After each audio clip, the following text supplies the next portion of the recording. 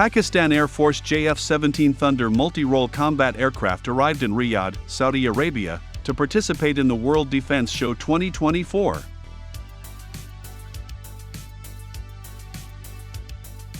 Pakistan's Pride JF-17 aircraft along with the PAF contingent comprising PAF pilots and technicians are also participating in this World Defense Show event.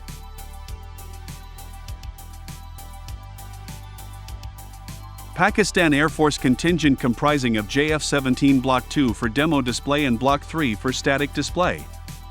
World Defense Show 2024 founded by Saudi Arabia's General Authority for Military Industries.